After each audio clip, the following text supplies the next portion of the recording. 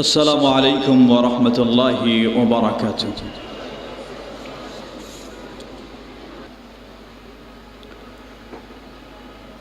الحمد لله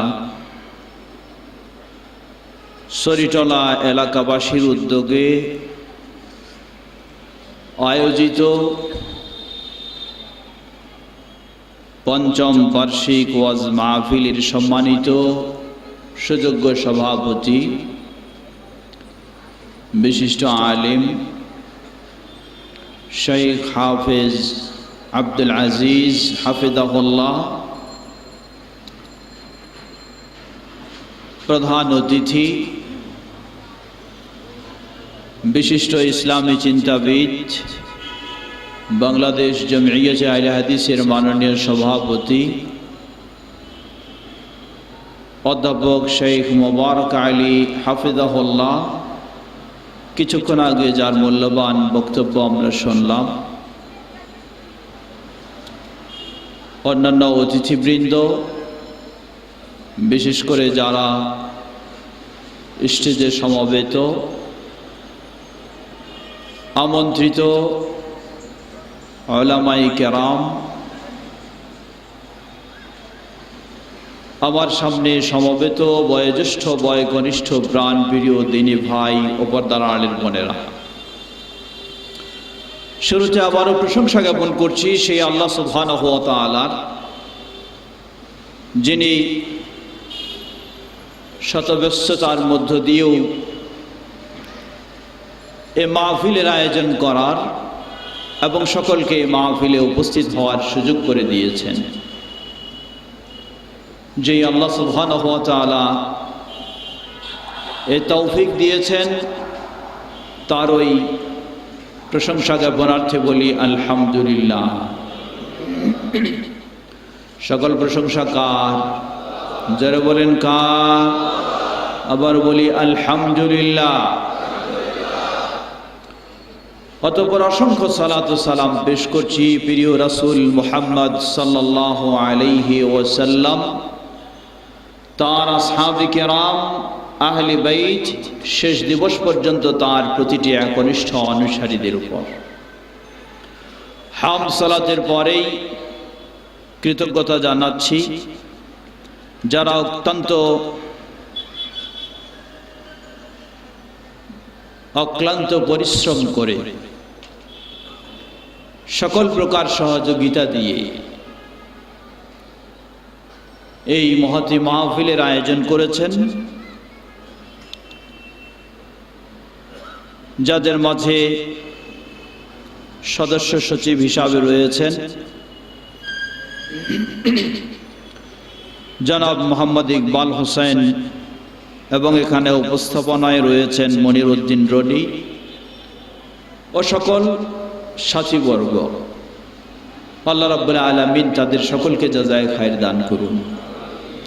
আল্লাহ তাদের এবং যারা যেভাবে সহযোগিতা করেছেন, আল্লাহ সকলের এই সহযোগিতাকে, অবদানকে কবুল করে নিন এবং এর বিনিময়ে এই এলাকাবাসীকে সঠিক দিনের পথে চলার তৌফিক দান করুন।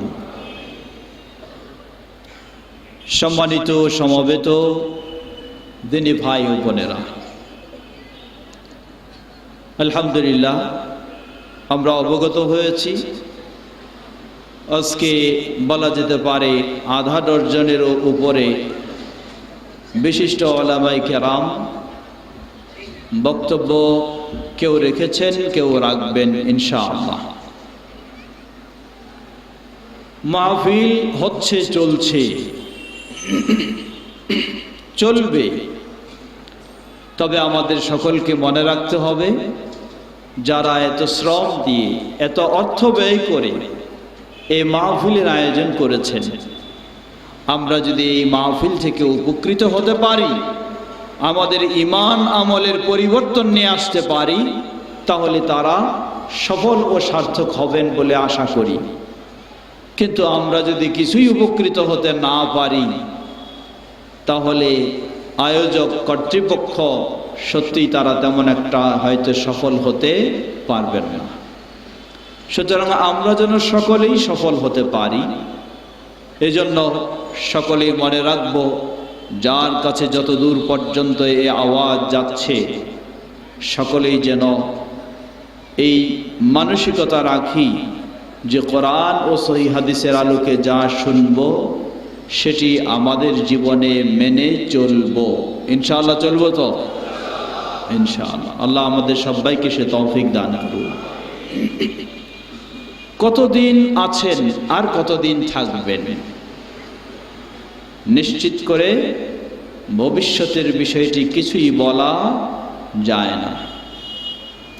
জিবরিল আলাইহিস সালাতু ওয়াস সালাম নবী সাল্লাল্লাহু আলাইহি ওয়াসাল্লামের কাছে এসে বললেন, ইয়া মুহাম্মদ ইশ মা শি'তা ফাইন্নাকা মাইয়িত।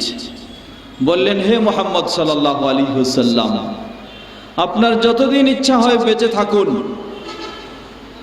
তবে মনে রাখবেন ফাইন্নাকা মাইয়িত, আপনাকে একদিন না একদিন পৃথিবী থেকে বিদায় নিতেই হবে, বিদায় নিতেই হবে।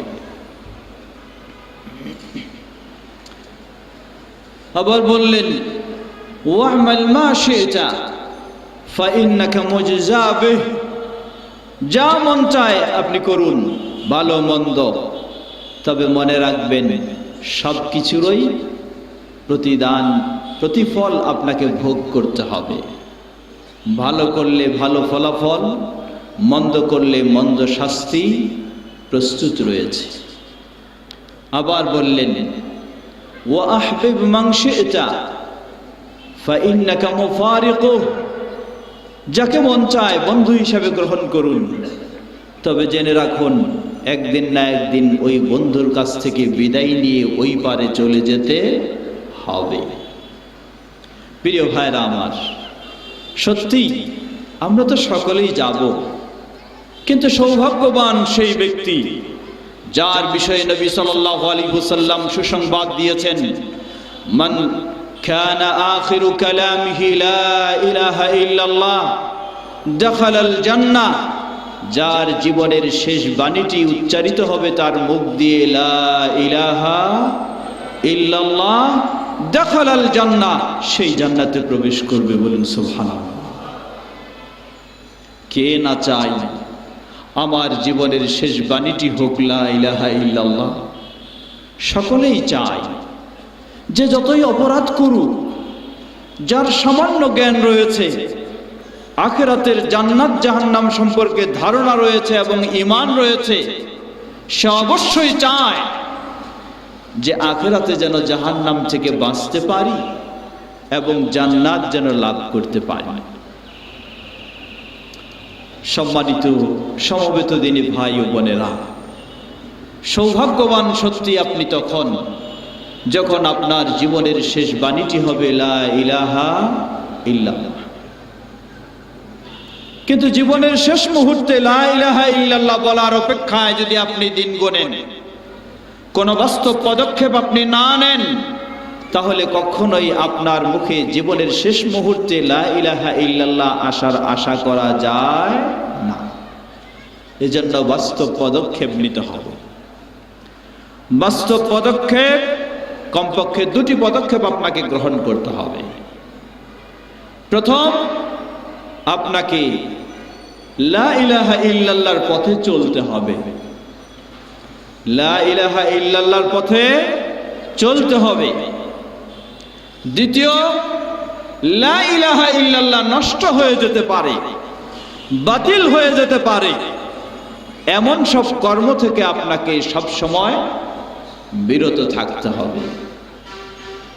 নিজের জীবদ্দশায় যদি লা ইলাহা ইল্লাল্লাহকে আমি বাতিল করে ফেলি, নষ্ট করে ফেলি, তাহলে জীবনের শেষ মুহূর্তে তো আমার মুখ দিয়ে লা ইলাহা ইল্লাল্লাহ বের হওয়ার আশা করা যায় না। যে সমস্ত অপকর্মের মাধ্যমে আপনার লা ইলাহা ইল্লাল্লাহ বাতিল হয়ে যাবে, সেগুলির প্রথম হলো আল ইশরাকু বিল্লাহ। এক নম্বর হচ্ছে আল্লাহর সাথে শরীক স্থাপন করা, আল্লাহর সাথে অংশীদার স্থাপন করা, শিরকে লিপ্ত হওয়া। কর্তৃপক্ষ আমাকে অনুরোধ জানিয়েছেন শিরক বিষয়ে কিছু কথা বলার জন্য। আসুন, সামান্য সময়, খুব দীর্ঘ আলোচনা নয়, যেহেতু আগামীকালকে প্রথম দিন, আমাদের শিক্ষার্থী যারা এসএসসি বা দাখিলের লেভেলে রয়েছে তাদের প্রথম পরীক্ষা কালকেই অনুষ্ঠিত হবে। সেজন্য অনেকেরই ব্যস্ততা, শিক্ষার্থীদেরও ব্যস্ততা। তাই আমিও বলেছি খুব দীর্ঘ সময় আলোচনা নয়। আর আমার পরেও তো আলহামদুলিল্লাহ বেশি না হলেও ফজর পর্যন্ত আলোচনা করার আলোচক তো আছেনি, তো সেটি পরের বিষয়। স্বল্প সময়ের মাঝে আমি কিছু কথা বলতে চাই। আশা করছি আপনারা একটু মনোযোগ সহকারে শোনার, বোঝার চেষ্টা করবেন ইনশাআল্লাহ। আল্লাহ সুবহানাহু ওয়া তাআলা আমাদের সকলকে সে তৌফিক দান করুন। পৃথিবীর বুকে সবচেয়ে জঘন্যতম অপরাধ যেটা, যার চেয়ে বড় অপরাধ আল্লাহর কাছে নেই, সেই অপরাধটির নাম কি? সেই অপরাধটির নামই হলো শিরক। তাই আজকে আমরা একটু শিরক সম্পর্কে জানব। কারো জিজ্ঞাসা হতে পারে যে শিরক সম্পর্কে কেন জানব? আমাদেরকে তো শিরক থেকে বিরত থাকতে হয়। সালাত আদায় করতে হয়, তাই সালাত জানতে হবে। সিয়াম পালন করতে হয়, তাই সিয়াম জানতে হবে। যাকাত দিতে হয়, তাই যাকাত জানতে হবে। তো শিরক তো করার বিষয় নয়, সেটা থেকে বাঁচতে হবে। তাহলে কেন জানব? প্রসিদ্ধ সাহাবী হুযায়ফা ইবনুল ইয়ামান রাদিয়াল্লাহু তাআলা আনহু, তিনি রাসূল সাল্লাল্লাহু আলাইহি ওয়াসাল্লামকে সাধারণ সাহাবীদের চেয়ে ব্যতিক্রম ভাবে জিজ্ঞাসা করতেন। তিনি বলতেন, কানান নাসু ইয়াসআলুনা রাসূলুল্লাহি সাল্লাল্লাহু আলাইহি ওয়াসাল্লাম আনিল খায়রি ওয়া কুনতু আসআলুহু আনিশ শাররি মাখাফাতান আন ইউদরিকানি। সহিহ মুসলিমের হাদিস। তিনি বলেন যে মানুষেরা রাসূল সাল্লাল্লাহু আলাইহি ওয়াসাল্লামকে জিজ্ঞাসা করতেন কোন কাজটাতে সওয়াব বেশি, কোনটা আল্লাহর কাছে বেশি প্রিয়, কোনটা বেশি ভালো ইবাদত। কিন্তু আমি ছিলাম ব্যতিক্রম। গরম মনে হচ্ছে খুব এখানে।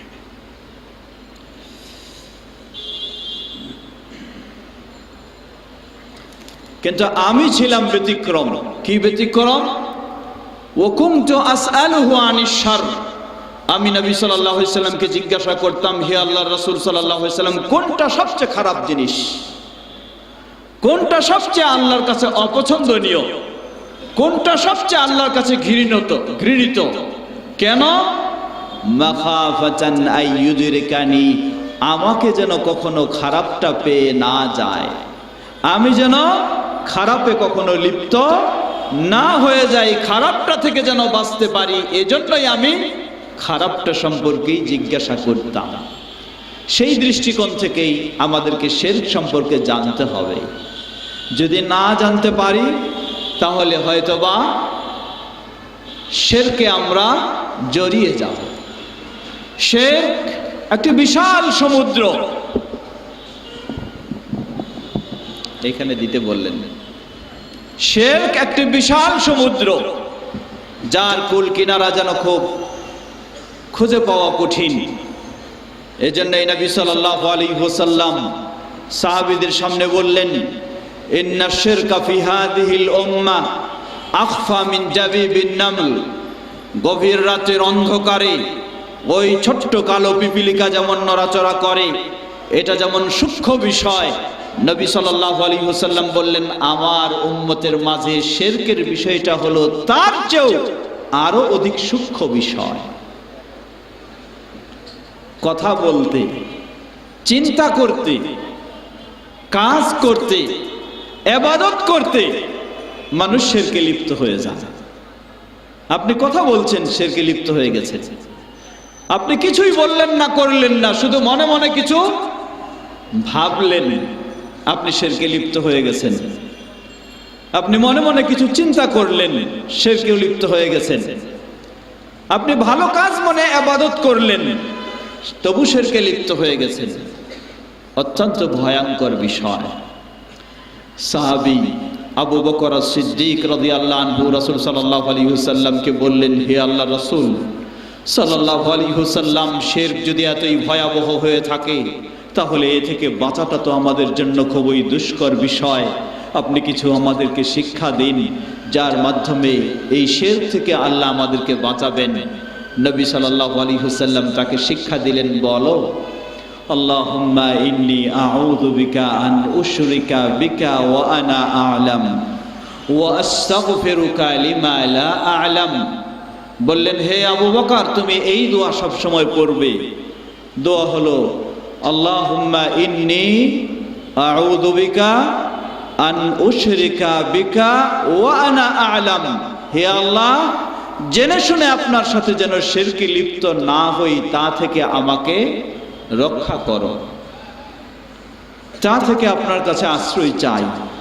ওয়া আস্তাগফিরুকা লিমা লা আ'লাম, আর যেটা আমার না জানায়, অজানায়, না বুঝেই হয়ে যায়, সেটার জন্য আল্লাহ তোমার কাছে ক্ষমা চাই।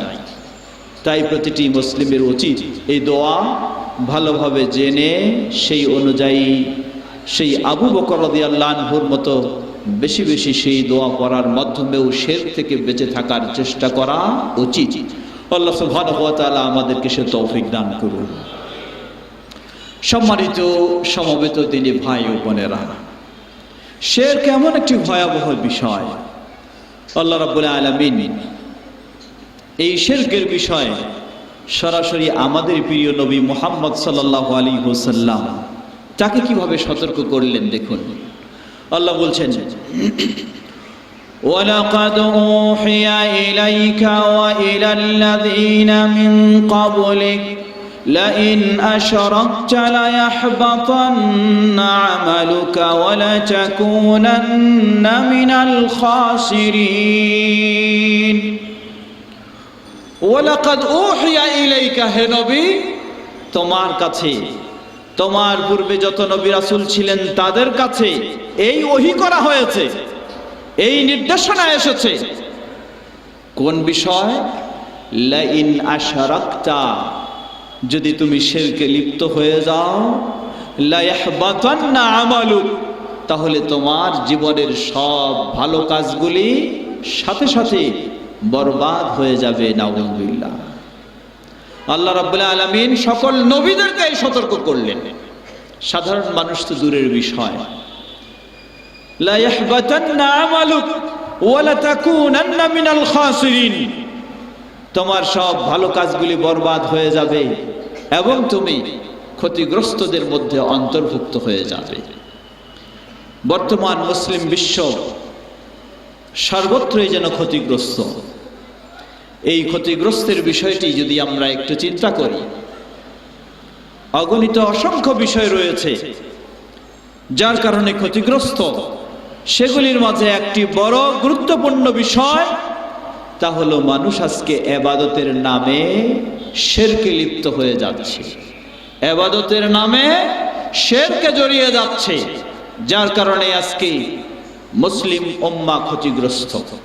বলবেন কেমন এটা আবার? ইবাদতের নামে কেমনে শিরকে লিপ্ত হয়? একটা উদাহরণ চাই। জবাব খুব বেশি দূরে নয়, সামনে একটু যাবেন। কোন জায়গায়? গোলাপ শাহ মাজারের কাছে গিয়ে একটু 1 মিনিট তাকাবেন, মানুষ সেখানে গিয়ে কি করে? সেজদায় পড়ে যায়। মানুষ সেখানে গিয়ে দোয়া করে। মানুষ সেখানে গিয়ে 2 চোখ ছেড়ে দিয়ে অশ্রু ঝরঝরে প্রবাহিত করছে, মন খুলে কাঁদছে, চাচ্ছে। এই লোকটা কি ইবাদত করছে না? অবশ্যই ইবাদত করছে। সেজদা দিচ্ছে না? সেজদা ইবাদত নয়? অবশ্যই ইবাদত। সেজদা সবচেয়ে গুরুত্বপূর্ণ ইবাদত। সেই লোক ওই জায়গায় গিয়ে ইবাদত করছে। দোয়া, আদ-দুআউ হুয়াল ইবাদা। নবী সাল্লাল্লাহু আলাইহি ওয়াসাল্লাম বললেন, দোয়া হলো গুরুত্বপূর্ণ, উৎকৃষ্ট, অন্যতম ইবাদত। সেখানে গিয়ে দোয়া করছে। তাহলে এই লোকেরা সেখানে গিয়ে ইবাদত করছে, ইবাদতের জন্যই সেখানে গেছে। কিন্তু পক্ষান্তরে তাদের সব ইবাদতগুলি কিসে পরিণত হয়েছে? শিরকে পরিণত হয়েছে। এই ধরনের অগণিত অসংখ্য দৃষ্টান্ত আজকে মুসলিমেরা ইবাদতের মধ্য দিয়ে, ইবাদতের নাম দিয়ে তারা শিরকে জড়িয়ে যাচ্ছে। আল্লাহ রাসূল সাল্লাল্লাহু আলাইহি ওয়াসাল্লাম হাদিসে তো স্পষ্টই বলেছেন। কি বলেছেন? সালাসুন আউয়ালু মান ইউসআর বিহি আন-নার সালাসাতুন। কিয়ামতের সেই কঠিন বিভীষিকাময় দিনে জাহান্নামের আগুনে যাদেরকে সর্বপ্রথমে পোড়ানো হবে তারা তিন শ্রেণী। এক শ্রেণী হলো কারিউল কোরআন, যে কোরআনের পাঠক ছিল, কোরআন তেলাওয়াত করত, কোরআন সুন্দরভাবে সুললিত কণ্ঠে তেলাওয়াত করত। কোরআনের মুফাসসির ছিল, মুফাসসিরে কোরআন বলে মানুষের স্লোগান আর ধ্বনি কত কিছু প্রচার। ওই ব্যক্তিটাকে বলা হবে, তোমাকে অনেক নিয়ামত দেওয়া হয়েছে, তুমি সেই নিয়ামত পেয়ে কি করেছ? সে বলবে, হে আল্লাহ, তোমার কোরআন শিখেছি, তোমার কোরআন শিক্ষা দিয়েছি, তোমার কোরআন প্রচার প্রসার করতে গিয়ে আন্তর্জাতিক খ্যাতিসম্পন্ন মুফাসসির হয়ে গেছি, তাই না? কি খ্যাতিসম্পন্ন না ক্ষতিসম্পন্ন? ক্ষতিসম্পন্ন। এ কারণে যদি জাহান্নামে যেতে হয় তাহলে অবশ্যই ক্ষতিসম্পন্ন, খ্যাতিসম্পন্ন নয়। আন্তর্জাতিক কারিতে রূপান্তরিত হয়েছি। মানুষ আমার তেলাওয়াত শোনার জন্য দলে দলে ভিড় জমাত। এই সব কিছু করেছি। আল্লাহ রাব্বুল আলামিনের পক্ষ থেকে বলা হবে, কাযাবতা, মিথ্যা বলেছ, তুমি আমার জন্য কোরআন শিখনি, আমার জন্য তুমি মুফাসসিরে কোরআন হওনি, আমার জন্য তুমি কোরআন তেলাওয়াত করনি, তুমি সেগুলি করেছো লিইকালু লাকা কারিউল কোরআন, যেন তোমাকে বলা হয় কোরআনের সর্বশ্রেষ্ঠ পাঠক, কোরআনের শ্রেষ্ঠ মুফাসসির। এই প্রশংসা যেন তুমি পাও, এজন্যই এটি করেছো। ফায়ুমারু ওয়া ইউসহাবু আলা ওয়াজহিহি ইলান নার, তাকে চেহারার উপর দিয়ে টেনে হিঁচড়ে জাহান্নামে নিক্ষেপ করা হবে। নাউযুবিল্লাহ। অপরাধ কি ছিল? সে ইবাদত করেনি। আল্লাহ রাসূল সাল্লাল্লাহু আলাইহি ওয়াসাল্লাম বললেন, খায়রুকুম, জানি না সবাই, মান তাআল্লামাল কোরআনা ওয়া আল্লামা, তোমাদের মাঝে যে কোরআন শিখে এবং শিক্ষা দেয় সেই হলো শ্রেষ্ঠ ব্যক্তি। তাহলে শ্রেষ্ঠ ইবাদত, এই শ্রেষ্ঠ ইবাদত করতে গিয়ে যখন সে শিরকে লিপ্ত হয়ে গেছে, তাকে এই ইবাদতেই টেনে নিয়ে যাচ্ছে জাহান্নামে। আরো শ্রেষ্ঠ দেখুন, মানুষের জীবনটা উৎসর্গ করে দিচ্ছে। কিসের জন্য? আল্লাহর জন্য দাবি করে, কিন্তু ভিতরে ভিতরে চিন্তা রাখে, আমার নামটা যেন সারা জীবন ইতিহাসের পাতায় অমুক শহীদ বলেই লেখা থাকে, মানুষেরা যেন আমাকে অমুক শহীদ তমুক শহীদ বলেই আমার গুণগান বর্ণনা করে। আল্লাহ রাসূল সাল্লাল্লাহু আলাইহি ওয়াসাল্লাম বললেন, নিয়ে আসা হবে এই ব্যক্তিকে যে তার জীবন পর্যন্ত উৎসর্গ করে দিয়েছে, শাহাদাত বরণ পর্যন্ত করেছে। বলা হবে আল্লাহর পক্ষ থেকে, তোমাকে অনেক কিছু দেওয়া হয়েছে, কি করেছো? সে বলবে, হে আল্লাহ, অনেক করেছি, এমনকি আমার জীবনটা পর্যন্ত শেষ করে দিয়েছি। আল্লাহর পক্ষ থেকে বলা হবে, কাযাবতা, তুমি মিথ্যা বলছো, তুমি শাহাদাত বরণ আমার জন্য করনি, আমার দ্বীনকে প্রতিষ্ঠিত করার জন্য করনি, আমার দ্বীনকে প্রচারের জন্য করনি। শাহাদাত বরণ করেছো লিইকালু লাকা শহীদ, যাতে তোমাকে মানুষেরা শহীদ বলে তোমার গুণগান গায়, তোমার প্রশংসা করে, ইতিহাসে লিখে রাখে, এই জন্যই তুমি শাহাদাত বরণ করেছ। ফায়ুমারু ওয়া ইউসহাবু আলা ওয়াজহিহি ইলান নার, নির্দেশ দেওয়া হবে চেহারার উপর দিয়ে টেনে হিঁচড়ে জাহান্নামে নিক্ষেপ করা হবে। নাউযুবিল্লাহ। ঠিক একইভাবে নিয়ে আসা হবে দানবীরকে। যথেষ্ট সম্পদের মালিক ছিলেন, সেই সম্পদগুলি আল্লাহর পথে তিনি দানও করেছেন। মসজিদ, মাদ্রাসা, এতিমখানা আর যত রকমের অসহায় দরিদ্র তাদের মাঝে ব্যয় করেছেন। নিয়ে আসা হবে তাকে, বলা হবে, তোমাকে অনেক নিয়ামত দেওয়া হয়েছে, কি করেছ? সে বলবে, হে আল্লাহ, আমি এই করেছি। আল্লাহর পক্ষ থেকে বলা হবে, কাযাবতা, তুমি মিথ্যা বলছো, তুমি দান করেছো যাতে মারহাবা বলে তোমার স্লোগান দেওয়া হয়, বড় দাতা হিসাবে তোমাকে মানুষ একটু প্রশংসা করে, এই জন্যই করেছো। লিইউকালু লাকা, তোমাকে যেন বড় দানবীর বলা হয়, এই জন্যই করেছিলে। তা দুনিয়াতে পেয়ে গেছো। ফায়ুমারু ওয়া ইউসহাবু আলা ওয়াজহিহিন নার, চেহারার উপর দিয়ে জাহান্নামে নিক্ষেপ করা হবে। নাউযুবিল্লাহ। এখানে দুটি দিক। কেউ আবার মনে করবেন না তাহলে কি কোরআন শেখা যাবে না, শিক্ষা দেওয়া যাবে না, আলোচনা করা যাবে না? অবশ্যই যাবে, কিন্তু সামান্য ভিতরের একটু সংশোধন করে নিতে হবে। কোথায় সংশোধন করে নিতে হবে? ভিতরে একটু সংশোধন করে নিতে হবে। আমার কোরআনের চর্চা, শিক্ষা, গবেষণা এটা যেন হয় একমাত্র কার জন্য? আল্লাহর জন্য। তাহলেই এটার নাম হবে তাওহীদ। আর তা না হয়ে যদি হয় মানুষের প্রশংসা পাওয়ার জন্য, এটার নাম হবে কি? শিরক। এই বিশাল মহা ইবাদত করেও আপনাকে কোথায় যেতে হবে? জাহান্নামে যেতে হবে, কারণ আপনার ইবাদতটা শিরকে পরিপূর্ণ হয়ে গেছে। শাহাদাত বরণটাও হতে হবে একই বিষয়। শাহাদাত বরণ এইভাবে করে জাহান্নামে যেতে হবে, এটি অত্যন্ত আশ্চর্যজনক কথা। আবার আপনি লক্ষ্য করুন, কোরআনুল কারীমে অসংখ্য আয়াতে আল্লাহ সুবহানাহু ওয়া তাআলা নির্দেশনা দিয়েছেন। নবী রাসূলদের পরেই মর্যাদা হলো আখিরাতে কাদের? শহীদদের মর্যাদা। নবী রাসূলদের পরে জান্নাতে, কবরের জীবন থেকে শুরু করে জান্নাতে শহীদদের মর্যাদা কি বিশাল মর্যাদা, সুবহানাল্লাহ। কিন্তু এটা কখন? ওই ভিতরটাকে যখন ঠিক করে নেওয়া যাবে। সুতরাং তাওহীদ এবং শিরক বিষয় দুটি খুব বিশাল দূরত্ব, দুটির মাঝে এমনটা নয়। ফলাফলের দিক থেকে বিশাল দূরত্ব, প্রতিদানের দিক থেকে বিশাল দূরত্ব, কিন্তু দুটি পৃথক করার দিক থেকে খুব বিশাল দূরত্ব নয়। একটুতেই শিরক হয়ে যেতে পারে, আবার একটুতেই তাওহীদের উপরেও আপনি থাকতে পারেন। আল্লাহ সুবহানাহু ওয়া তাআলা আমাদেরকে তাওহীদের উপর প্রতিষ্ঠিত থাকার তৌফিক দান করুন, বলুন আল্লাহুম্মা আমিন। আজকে আমরা আনন্দের সাথে বলতে পারি যে আলহামদুলিল্লাহ, শুধু বাংলার বুকে নয়, বিশ্বব্যাপী আহলুল হাদিসদের দাওয়াত, তাদের নীতিটাই হলো এটা। সর্বপ্রথম তারা দাওয়াত দেয় কিসের? তাওহীদের দাওয়াত দেয়। কিসের দাওয়াত দেয়? তাওহীদের দাওয়াত দেয়, এবং শিরক থেকে বিরত রাখার দাওয়াত দেয়, বিরত থাকার দাওয়াত দেয়। বলবেন এটা কি নতুন? না, খুলে দেখুন কোরআনুল কারীমে আল্লাহ বলেন, ওয়ালাকাদ বা'আসনা ফি কুল্লি উম্মাতির রাসূলা আন ই'বুদুল্লাহা ওয়াজতানিবুত তাগুত।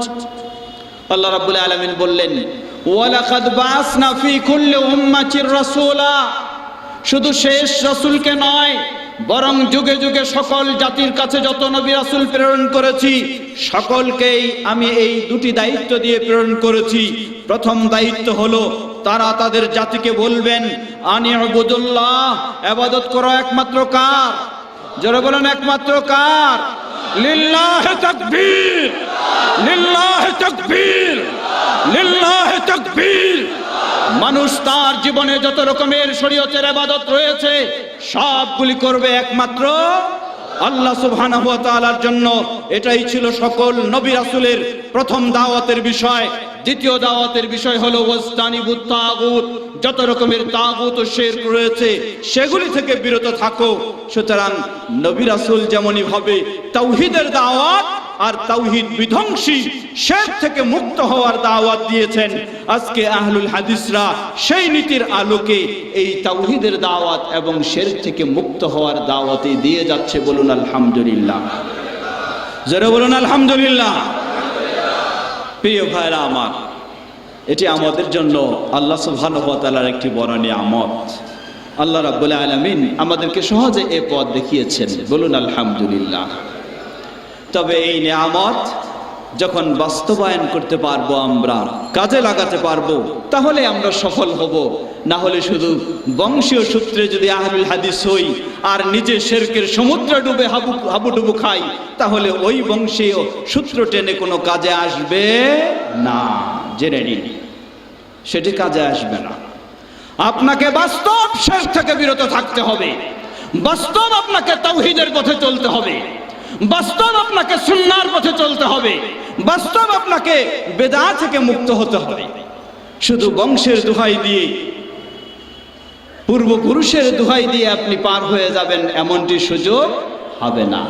নবী সাল্লাল্লাহু আলাইহি ওয়াসাল্লাম বলেন, মান বাচ্চাহু আমালুহু লা ইউসরিউহু নাসাবুহু, যার আমলেই তাকে পিছে ফেলে রেখেছে তার বংশীয় মর্যাদা তাকে সামনের দিকে এগিয়ে নিয়ে যেতে পারে না। অনেকেই এখনো শোনান তারা হলেন কি আওলাদে রাসূল, তাই না? আওলাদে রাসূল মানে কি? বিরাট মজার বিষয়। রাসূলের বংশধর মানে রাসূলের বংশধরকে ধরলে চলে যাওয়া যাবে কোথায়? জান্নাতে। হ্যাঁ, এতই যদি সহজ হতো তাহলে রাসূল সাল্লাল্লাহু আলাইহি ওয়াসাল্লাম তার চাচা আবু তালেবের জন্য এত কষ্ট পেতেন না।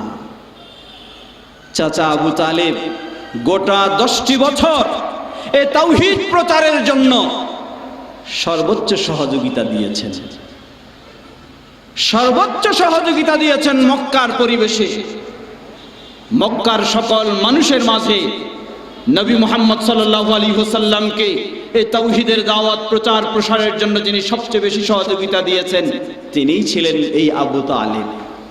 অর্থ দিয়ে, সম্পদ দিয়ে, সব কাজ, সময় দিয়ে, সেবা দিয়ে, সব দিয়ে সহযোগিতা দিয়েছেন, কিন্তু শেষ পর্যন্ত তাওহীদের পথে যাওয়া সম্ভব হয়নি।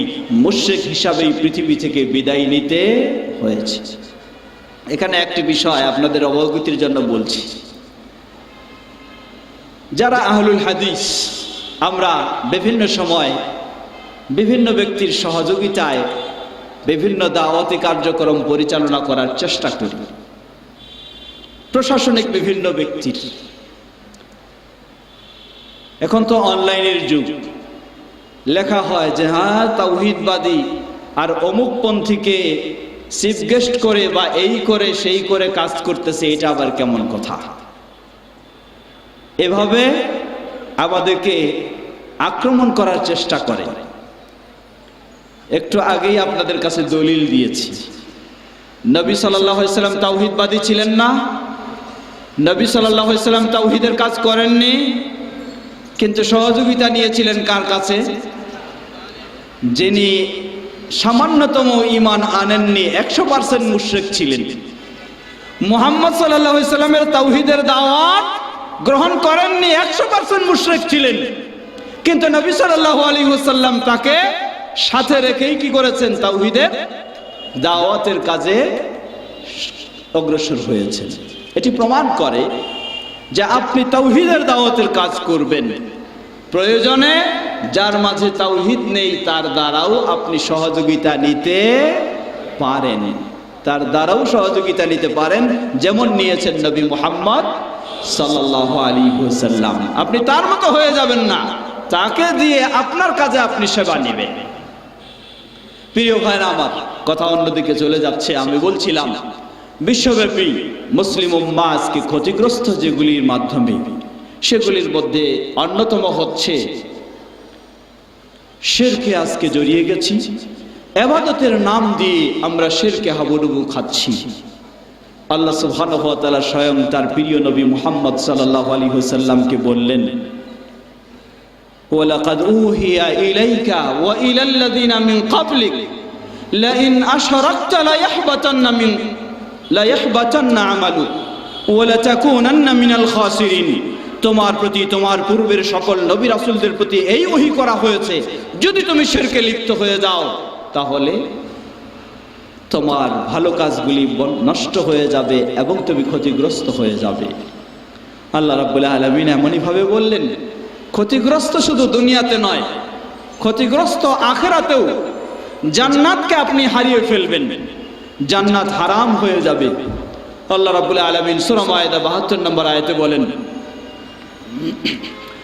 ইন্নাহু মান ইউশরিক বিল্লাহ ফাকাদ হারামাল্লাহু আলাইহিল জান্নাহ ওয়া মাওয়াহুন নার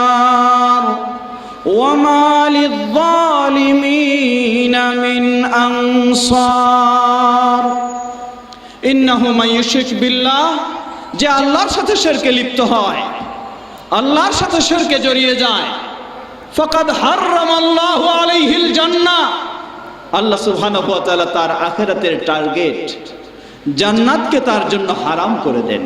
বলুন নাউযুবিল্লাহ। ওয়া মাওয়াহুন নার, তার জন্য অপরিহার্য করে দেন জাহান্নাম। ওয়া মা লিয-যালিমিনা মিন আনসার, এই জালিম মুশরিকদের জন্য দুনিয়া ও আখিরাতে আল্লাহর পক্ষ থেকে কোনো সাহায্য সহযোগিতা হতে পারে না। যদি আল্লাহর সাহায্য না থাকে তাহলে মুসলিমেরা ক্ষতিগ্রস্ত হবে কি না? অবশ্যই ক্ষতিগ্রস্ত হবে। তাই আসুন বিষয়টি আমাদেরকে ভালোভাবে উপলব্ধি করে আমরা যেন এই শিরক থেকে বিরত থাকতে পারি। আল্লাহ সুবহানাহু ওয়া তাআলা আমাদের সকলকে সে তৌফিক দান করুন। শিরক কি ধরনের, সংক্ষিপ্ত একটু বর্ণনা দেওয়া দরকার। শিরক কাকে বলে? শিরকের পরিচয় হলো হুয়া মুসাওয়াতু গায়রিল্লাহ বিল্লাহ ফিমা হুয়া মিন খাসাইসিল্লাহ। মুসাওয়াতু গায়রিল্লাহ বিল্লাহ ফিমা হুয়া মিন খাসাইসিল্লাহ, যেই বিষয়গুলি শুধুমাত্র সীমাবদ্ধ একমাত্র কার জন্য? আল্লাহর জন্য। সেই বিষয়গুলিকে যদি গায়রুল্লাহর জন্য প্রয়োগ করে আল্লাহর সমপর্যায়ে তুলে ধরা হয় তাহলে এটির নামেই হলো শিরক। এটির নামেই হলো শিরক। উদাহরণস্বরূপ, আকাশ থেকে বৃষ্টি দিতে পারেন কে? আর কারো ক্ষমতা আছে? এই বৃষ্টি দেওয়ার ক্ষমতা একমাত্র আল্লাহর। আপনি যদি বাবার কবরের কাছে গিয়ে বৃষ্টি চান, বলেন যে বাবা দাও বৃষ্টি, অনাবৃষ্টিতে জীবন চলে যায়, এটার নাম হলো কি? এটার নাম হলো শিরক। অথবা যদি পৃথিবীর কোনো মানুষের কাছে, জীবন্ত মানুষের কাছে গিয়ে, কোনো প্রেসিডেন্ট হোক, প্রধানমন্ত্রী হোক, আরো ক্ষমতাশীল হোক, তার কাছে গিয়ে যদি বলেন যে অনাবৃষ্টিতে জীবন চলে যায়, সবকিছু শেষ হয়ে যাচ্ছে, আপনি দয়া করে বৃষ্টি দেন, তাহলে কি হবে? এটি শিরক। কারণ যত বড় দুনিয়ার ক্ষমতার মালিক হোক, সে বৃষ্টি দেওয়ার ক্ষমতা রাখে না। বৃষ্টি দেওয়ার ক্ষমতা রাখেন একমাত্র কে? আল্লাহ সুবহানাহু ওয়া তাআলা। ঠিক তেমনি ভাবে যেগুলি আল্লাহ ছাড়া কে দেওয়ার ক্ষমতা রাখে না, সেগুলি মানুষের কাছে যদি চাওয়া হয়, অন্যভাবে আল্লাহ সুবহানাহু ওয়া তাআলার জন্য যেগুলি খাস, যেমন গায়েবের মালিক কে? গায়েবের অদৃশ্যের খবর একমাত্র কে রাখেন? আল্লাহ সুবহানাহু ওয়া তাআলা। আপনি যদি আল্লাহ সুবহানাহু ওয়া তাআলাকে বাদ দিয়ে কাউকে মনে করেন যে সে অদৃশ্যের খবর রাখে, ভবিষ্যতের খবর রাখে, এই মনে করে তার কাছে ভবিষ্যতের খবর চান, তাহলে যেন আপনি এই বিষয়ে তাকে আল্লাহ সুবহানাহু ওয়া তাআলার সমপর্যায় করে ফেলেছেন। এটি হলো শিরকে আকবার, বড় শিরক। চাই সে জ্যোতিষী হোক, চাই সে জিনের সাধক হোক, চাই সে পীর মুর্শিদ হোক, চাই সে যে কেউ হোক না কেন, বা ফেরেশতাও হোক, বা কোনো নবী রাসূলও হোক, যদি তাকে মনে করেন যে সেও গায়েব জানে, ভবিষ্যতের অদৃশ্যের খোঁজ খবর রাখে, দিতে পারে, তাহলে এটি হচ্ছে আপনার শিরকে আকবার। ঠিক এমনই ভাবে ইসলামী শরীয়তে যত রকমের ইবাদত রয়েছে, সব ইবাদতগুলি সম্পাদন করতে হবে কার জন্য? আল্লাহর জন্য। এই সব ইবাদতের যে কোনো একটি যদি সামান্যও যদি হয় গায়রুল্লাহ, আল্লাহ ছাড়া অন্য কারো জন্য সম্পাদন করেন, এটির নামে হলো শিরক। ছোট্ট একটি উদাহরণ দিই। যেমন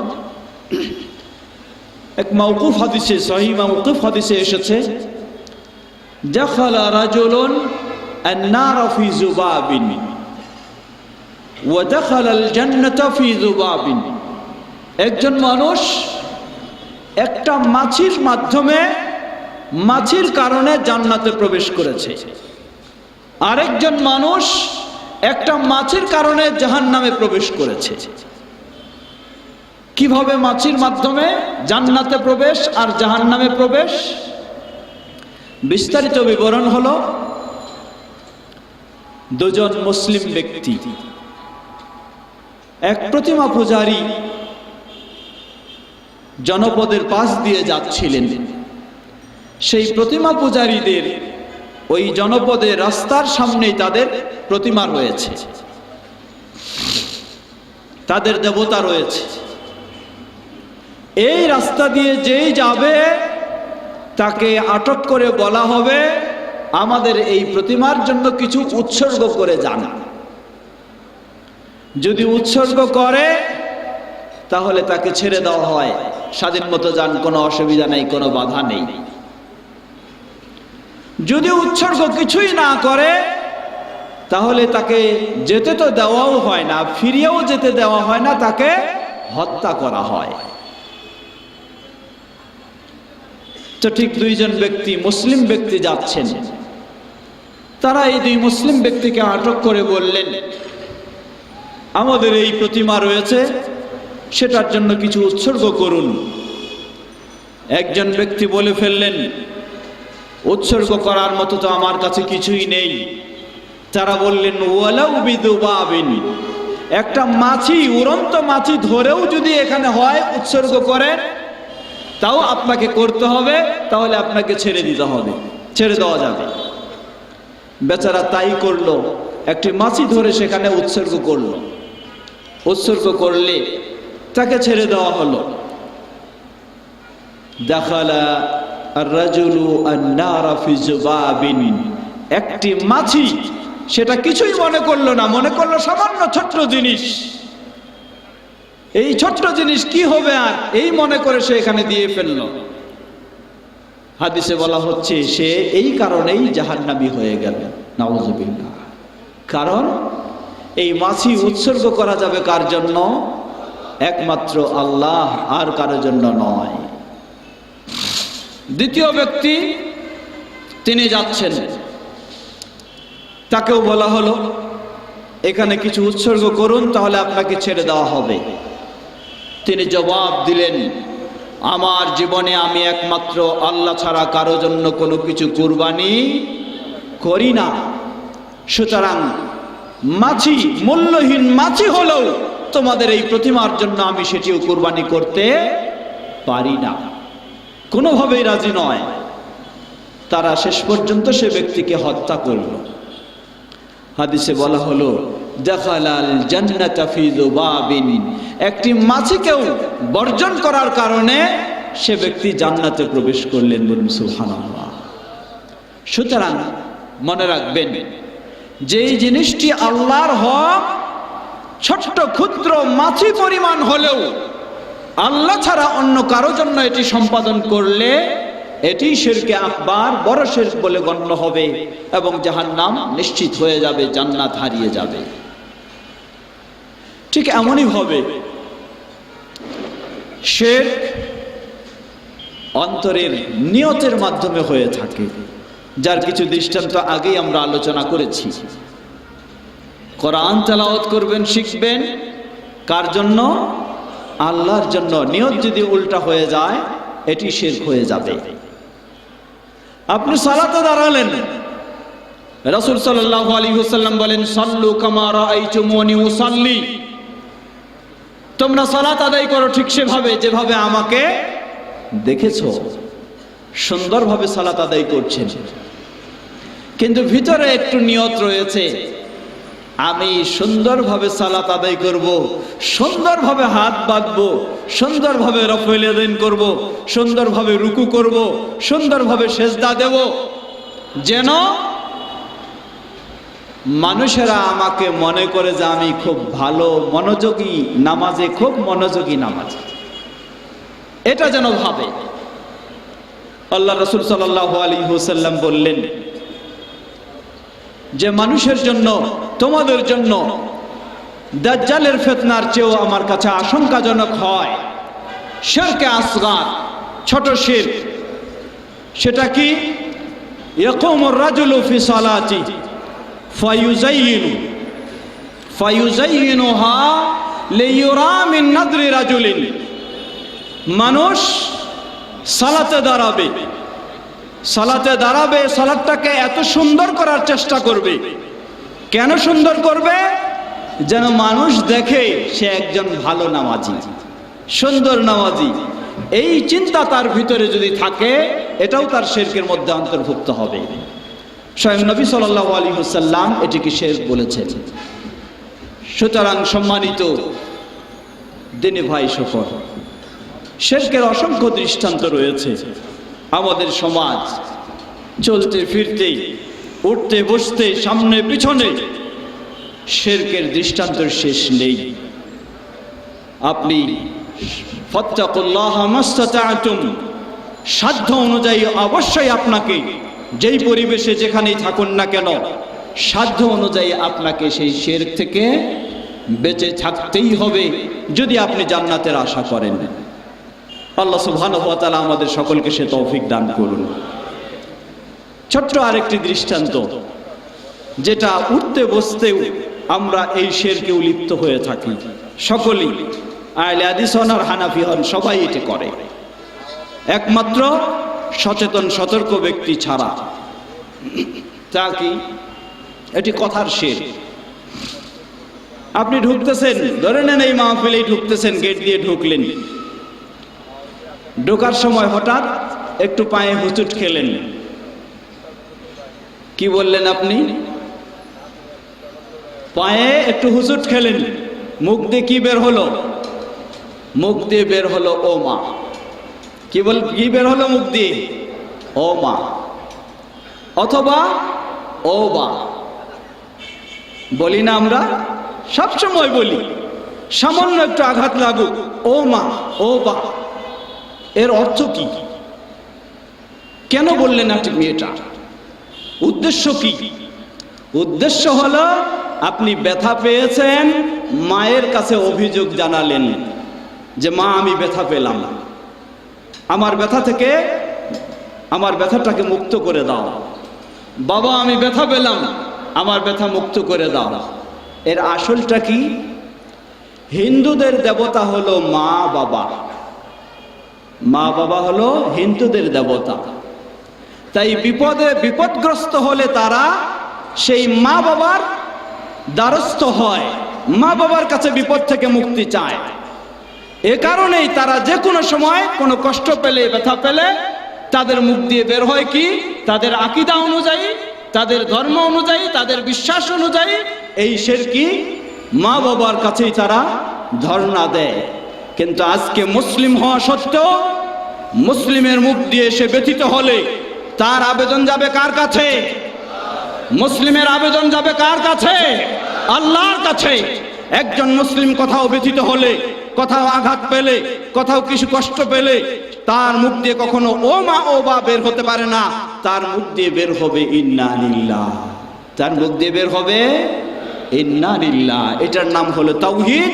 আর আপনার মুখ দিয়ে যদি বের হয় ও মা ও বা, এটার নাম হলো শিরক। আমাদের সকলের মুখ থেকে এটি বের হয়। বড় মানুষ, ছোট মানুষ, আলেম বলেন আর সাধারণ বলেন, অনেকেই এগুলি খেয়াল না করেই বের হয়ে যায়। কারণ এগুলি সামাজিকভাবে আমরা শিক্ষা পেয়েছি, কিতাব সুন্নাহ শিক্ষা নয়, সামাজিকভাবে পেয়েছি। সুতরাং এই জাতীয় যত ধরনের বিষয় রয়েছে এটি আপনার সাধ্যের মাঝে, সাধ্যের বাইরে নয়। সরকার আপনাকে বাধ্য করে নিয়ে ও মা ও বা বলতে হবে, কি বলেন, করেছে নাকি? তাহলে এটি পরিবর্তন হতে দেরি লাগে কেন? যেটা আপনার সাধ্যের বাইরে সেটি ভিন্ন বিষয়, কিন্তু যেটা আপনার সাধ্যের মাঝে সেটাকে অবশ্যই জানার সাথে সাথে আপনাকে পরিবর্তন করতেই হবে। এটাই হচ্ছে আপনার তাওহীদের পরিচয়, এটি আপনার ঈমানের পরিচয়। আল্লাহ সুবহানাহু ওয়া তাআলা আমাদের সকলকে বিষয়টি জানা এবং সেই অনুযায়ী মেনে চলার তৌফিক দান করুন, বলুন আল্লাহুম্মা আমিন। কথা আর দীর্ঘ করতে চাই না, বিষয়টি দীর্ঘ বিষয়, সর্বত্রই আমাদের এই বিষয়ে আলোচনা হয়। আমরা যেন নবী সাল্লাল্লাহু আলাইহি ওয়াসাল্লাম যেভাবে গুরুত্ব দিয়েছেন সেভাবে এই বিষয়টিকে উপলব্ধি করে ভয়ঙ্কর, যা ঈমান বিধ্বংসী, যা জান্নাতকে কেড়ে নেবে, যা জাহান্নামকে অপরিহার্য করে দেবে, সেই ভয়ঙ্কর শের থেকে যেন বেঁচে থাকতে পারি। আল্লাহ আমাদের সকলকে সে তৌফিক দান করুন। আল্লাহ আমাদেরকে তাওহীদের পথে কবুল করে নিন। আল্লাহ আমাদেরকে তাওহীদের পথে চলার তৌফিক দান করুন। সকল প্রকার শের বুঝে শুনে সেগুলি থেকে যেন বেঁচে থাকতে পারি। আল্লাহ আমাদের সকলকে সে তৌফিক দান করুন। সকল মুসলিমকে, গোটা বিশ্বের সকল মানবকে তাওহীদের পথে হেদায়েত দান করুন। আমাদের দেশের সর্বস্তরের মানুষকে তাওহীদের পথে হেদায়েত দান করুন। সকলকে সর্বপ্রকার শের থেকে মুক্ত হওয়ার তৌফিক দান করুন। ওয়া আখির দাওয়ানা আনিল হামদুলিল্লাহি রাব্বিল আলামিন। পরিশেষে আবারও আমি আপনাদেরকেও স্মরণ করে দিচ্ছি, যেটি আমার আগে স্মরণ করে দিয়েছেন বাংলাদেশ জমিয়ত আহলে হাদিসের সম্মানিত সভাপতি অধ্যাপক শেখ মোবারক আলী সাহেব। আগামী 15 ও 16 মার্চ দুদিনব্যাপী সাভার বাইপাইলে বিশাল ক্যাম্পাসে দাওয়া ও তাবলীগী মহাসম্মেলন অনুষ্ঠিত হবে ইনশাআল্লাহ। সেখানে দেশ বিদেশের বিশিষ্ট ইসলামী স্কলারগণ উপস্থিত হবেন এবং অত্যন্ত কোরআন ও সুন্নাহর জ্ঞানগর্ভ মূল্যবান আলোচনা রাখবেন। তাই সেই দাওয়াত আপনাদেরকে সকলকে জানাচ্ছি। আল্লাহ আমাদের সকলকে সেই মহাসম্মেলন সফল করার তৌফিক দান করুন। সুবহানাকা আল্লাহুম্মা ওয়া বিহামদিকা আশহাদু আল্লা ইলাহা ইল্লা আনতা আস্তাগফিরুকা ওয়া আতুবু ইলাইক। আসসালামু আলাইকুম ওয়া রাহমাতুল্লাহি ওয়া বারাকাতুহু। আসসালামু আলাইকুম। কেমন আছেন? আলহামদুলিল্লাহ, জাযাকাল্লাহু খাইর।